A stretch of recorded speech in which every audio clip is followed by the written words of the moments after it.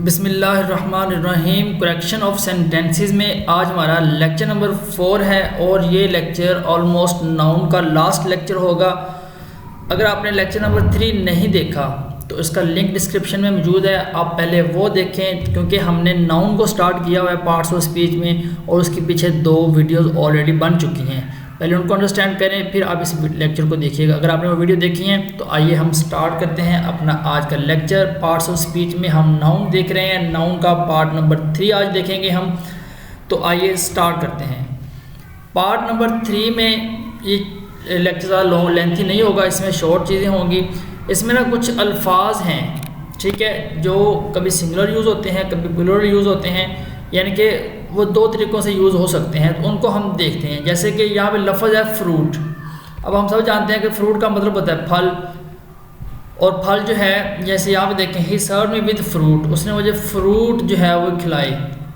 अब फ्रूट से बाद यहाँ पर फल है। अगर ये फल के मीनिंग में यूज़ हो रहा है तो इसको आपने एस के बगैर ही यूज़ करना है, एस के साथ यूज़ नहीं करना, ठीक है। चाहे उसने आपको 10 आम खिलाए हैं, 10 उसने आपको अनार खिलाए हैं, तो आपने जो है वो फ्रूट का वर्ड ही यूज़ करना है, फ्रूट्स नहीं यूज़ करना। लेकिन अगर एक फल वो भी होता है जो मेहनत का होता है, अगर आपने मेहनत का फल यूज़ करना है तो फिर आप फ्रूट्स का वर्ड यूज़ कर सकते हैं, ठीक है। He reap the fruits of his labour, तो उसने अपनी मेहनत का फल जो है वो पा लिया। असल मीनिंग में फ्रूट है और मेहनत के मीनिंग में फ्रूट्स है, ठीक है। इसी तरह पीपल लफ्ज़ जो है वो अक्सर हम कंफ्यूज रहते हैं कि पीपल की जमा होती है कि नहीं होती, क्योंकि पीपल जो है वो ऑलरेडी प्लूरल होता है।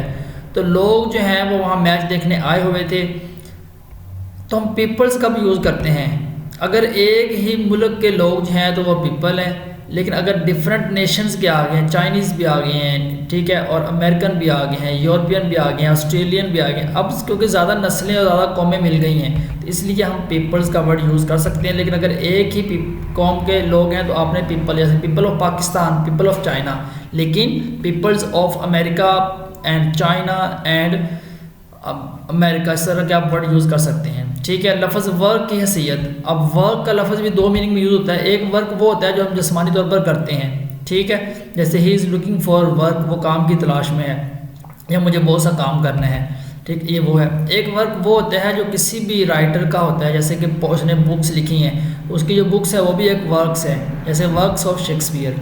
तो अगर आपने फ़िज़िकल वर्क यूज़ करना है तो वर्क, लेकिन अगर आपने किसी मौसीकार के किसी मुसन्नफ़ का अगर वर्क यूज़ करना है तो आप उसको जो है वो वर्क्स का लिए वर्ड यूज़ करेंगे, ठीक है। इसी तरह लफ्ज़ रूम, रूम एक तो ये होता है ना कमरा, ठीक है। जब हम किसी खाली जगह की बात करते हैं तब भी हम रूम का वर्ड यूज़ कर सकते हैं, जैसे कि there is no place in this compartment, इस कंपार्टमेंट में कोई प्लेस नहीं है। भाई सारी प्लेस ही तो है, सारी प्लेस की है ना, लेकिन जब हम ये कहेंगे खाली जगह नहीं है तो फिर हम प्लेस नहीं बल्कि हम नो रूम का वर्ड यूज़ करेंगे। चाहे आपका बैग है, चाहे कोई छोटा सा बॉक्स है, आपने बताना है कि मेरे बैग्स में बुक रखने की जगह नहीं है, या आपने कहना है कि इस बॉक्स के अंदर मज़ीद खाली जगह नहीं है, तो आप उसके लिए there is no room in this box, there is no room in my bag for extra books, ठीक है। तो आपने इस तरह ये वर्ड यूज़ करना है। फैमिली मेम्बर का जो वर्ड है वो कहते हैं ये गलत होता है, आपने इसको मेम्बर ऑफ फैमिली यूज़ करना है, ठीक है। आगे जो है वो बड़ी इंपॉर्टेंट चीज़ें आ गई हैं। फ्योर मैनी ए लॉट ऑफ, ये कुछ वर्ड दिए गए हैं, इनको आपने अच्छी तरह से यहाँ पर पढ़ लेना है, इनके कुछ रूल्स दिए गए हैं। अब बस मैं ये समझा देता हूँ यहाँ पर कि फ्यू का वर्ड जो है वो नेगेटिव मीनिंग में होता है, यानी कि जब कोई चीज़ सिफर है, फ्यू रुपीज़, ठीक है, फ्यू बुक्स, यानी कि कोई बुक नहीं है, तो इस मीनिंग में ये वर्ड यूज़ होता है। लेकिन यहाँ पर इसके मज़ीद रूल्स लिखे हैं, आप इनको पढ़ लीजिएगा। नेक्स्ट आपको मैं बताता हूँ यहाँ पर पेन का वर्ड इंपॉर्टेंट है, इसको आप देख लें। पेन और पेन्स, एक पेन वो होती है जो फिज़िकली होती है, जैसे कि दर्द हो रहा है, सर में हो रहा है या कहीं पे भी आपके जिस्मानी तौर पर आपको दर्द हो रही है, उसको हम पेन का वर्ड यूज़ करेंगे। लेकिन एक पेन वो होती है जो आपको काम के दौरान आती है, ठीक है, यानी कि टीचिंग में बड़ी पेन लगती है, ये काम करने में यार बड़ी मशक्क़त है, तो मशक्क़त के लिए हम पेन्स का वर्ड यूज़ करते हैं। It took great pains to pass the examination, B A pass करने के लिए बड़ी मेहनत लगती है, तो वो वाली जो पेन है वो आप पेन्स के तौर पर यूज़ करेंगे, ठीक है। ये आपके कुछ पेयर्स थे। इसके अलावा मज़ीद यहाँ पर कुछ दिए हुए हैं पेयर, आप इनको भी यूज़ करेंगे, इनको अच्छी तरह से आप पढ़ लीजिएगा, ठीक है। ये इतने इंपॉर्टेंट नहीं है लेकिन फिर भी आप पढ़ लीजिएगा, जो ज़्यादा इंपॉर्टेंट है आपको मैं यहाँ पर खुद ही पढ़ा देता हूँ। जैसे यहाँ पे देखें फ़ीमेल और विमेन में क्या फ़र्क है, अक्सर जो है ये भी पेपर में पूछा जाता है। तो जब आपने किसी औरत की बात करनी है तो आप उसको फ़ीमेल नहीं कहना, आपने उसको जो है वो वीमेन के तौर पर यूज़ करना है। क्यों?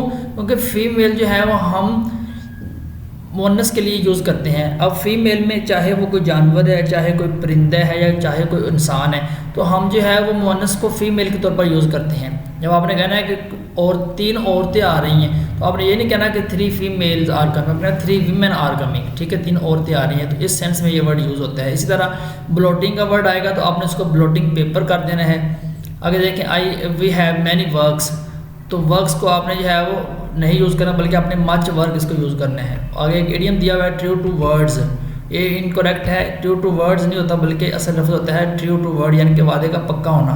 ही is true to his word, तो अपने वादे का बिल्कुल पक्का है, इस तरह आपने इसको यूज़ करना है। बाकी आपको जो है वो देखने की ज़रूरत नहीं। हाँ, ये देख लीजिए 15 वाला, ये इंपॉर्टेंट है। आउट ऑफ सॉर्ट्स मतलब तो ये ख़राब होना या किसी चीज़ का ख़राब हो जाना, असल हालत में ना होना, ठीक है, तो इसको आपने आउट ऑफ सॉर्ट नहीं बल्कि out of sorts word use करना है आपने।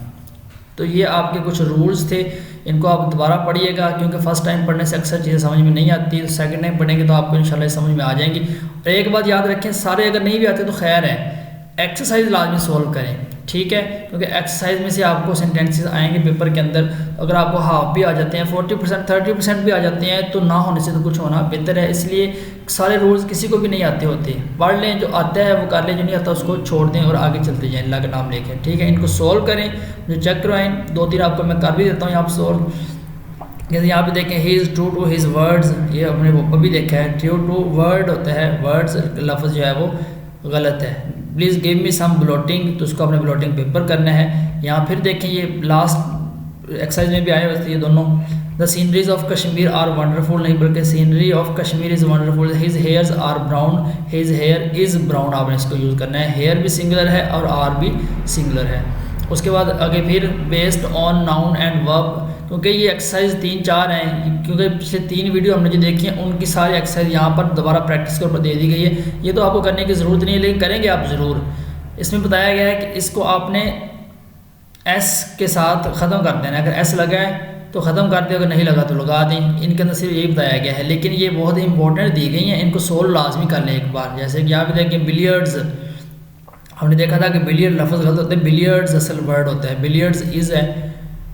इसी तरह measle is a bad disease, तो मीज़ल का वर्ड गलत है, मीज़ल्स होता है, ठीक है।